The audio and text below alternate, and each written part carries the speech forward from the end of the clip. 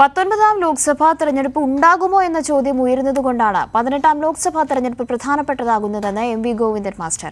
Idukki parliament മണ്ഡലത്തിലെ ഏലപ്പാറ, തൊടുപുഴ, മൂവാറ്റുപുഴ എന്നീ കേന്ദ്രങ്ങളിൽ സംസാരിക്കുകയായിരുന്നു എം.വി. ഗോവിന്ദൻ മാസ്റ്റർ. വിചാരധാരയിൽ പറഞ്ഞിരിക്കുന്ന ആഭ്യന്തര ശത്രുക്കൾ ഏറ്റവും കൂടുതൽ ഉള്ള നാടാണ് കേരളം. അതുകൊണ്ടാണ് കേരളത്തെ ശത്രുപക്ഷത്ത് നിർത്തുന്നത് എന്ന് ഗോവിന്ദൻ മാസ്റ്റർ പറഞ്ഞു. ഗോൾവാൾക്കർ എഴുതിയ പുസ്തകത്തിൽ ആഭ്യന്തര ശത്രുക്കളുണ്ട്. ആഭ്യന്തര ശത്രു 3 ആഭ്യന്തര ശത്രുവാണ്: മുസൽമാൻ, ക്രിസ്ത്യാനി, പിന്നെ കമ്മ്യൂണിസ്റ്റ്. ഇതാണ് ആഭ്യന്തര ശത്രു. ഇന്ത്യയിൽ ആഭ്യന്തര ശത്രു എന്ന് പറയുന്ന മുസൽമാനും ക്രിസ്ത്യാനിയും കമ്മ്യൂണിസ്റ്റും ഏറ്റവും കൂടുതൽ ജീവിക്കുന്ന നാടേതാണ്? അത് ഈ കേരള എന്ന് ഇവിടെ വിളിച്ചു പറഞ്ഞിട്ടുണ്ട്. കേരളമാണ്.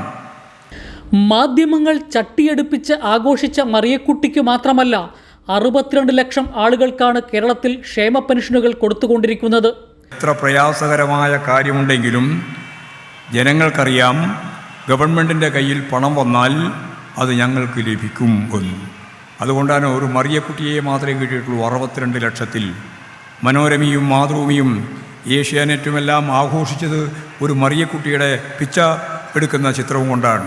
പക്ഷേ 62 ലക്ഷം ആളുണ്ടായിരുന്നു ഈ കേരളത്തിൽ. 1000 ഉറുപ്പിക ഓരോ മാസവും അധികം നൽകിയ ഗവൺമെൻറ്റാണ് പിണറായി ഗവൺമെൻറ്. കേന്ദ്ര സർക്കാരിൻ്റെ 70 അവാർഡുകൾ നേടിയെടുത്ത സംസ്ഥാനമാണ് കേരളം. കേരളം ഒരു കാര്യത്തിൽ ഒഴികെ എല്ലാത്തിലും ഒന്നാമതാണ്. കേന്ദ്രം അനുവദിക്കുന്ന ഫണ്ടിൻ്റെ കാര്യത്തിൽ മാത്രമാണ് നമ്മൾ പിറകിൽ. കേരളത്തിനു വേണ്ടി ഒരക്ഷരം മിണ്ടാത്ത നിലവിലെ MBA അല്ല, പാർലമെൻറ്റിൽ ഇടുക്കിക്കു വേണ്ടിയും കേരളത്തിനു വേണ്ടിയും നിരന്തരം പോരാടിയ ജോയ്സ് ജോർജിനെയാണ് വിജയിപ്പിക്കേണ്ടത് എന്ന് അദ്ദേഹം ഓർമ്മിപ്പിച്ചു. കൈരളി ന്യൂസ്, ഇടുക്കി.